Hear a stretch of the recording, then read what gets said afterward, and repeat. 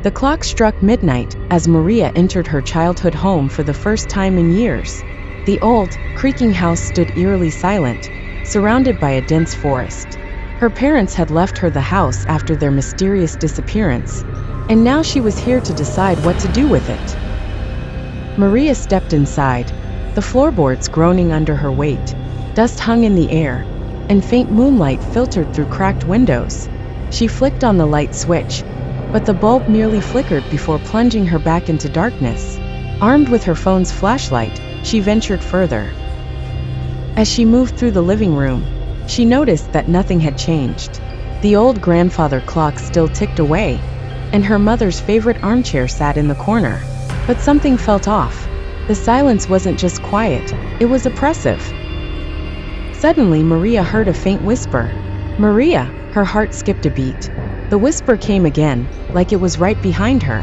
She spun around, but no one was there. Dismissing it as her imagination, she continued exploring. In the hallway, family photos lined the walls. In the reflection of the photo's glass, a shadow moved behind her. Slowly turning, she found nothing but an empty hallway. Shaking, Maria decided to head to her old bedroom. Maybe some sleep would calm her nerves. The room was just as she remembered it, down to the faded wallpaper and her childhood toys. But as she lay down, the whispers returned. They were louder, more insistent. Maria bolted upright. The whispers seemed to be coming from the closet. Her hands trembled as she approached it. The air grew colder with every step. She reached for the handle, hesitating, her breath quick and shallow.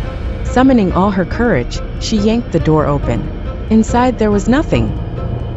Suddenly, a shadowy figure lunged out, its face pale and twisted, its hollow eyes locked onto hers. Maria screamed, stumbling backward. She grabbed her bag and ran for the front door, her heart pounding like a drum. But as she reached the exit, the door slammed shut on its own. The whispers turned into a deafening roar, and the shadows in the house began to move, converging toward her. When the neighbors found the house the next morning, it was empty.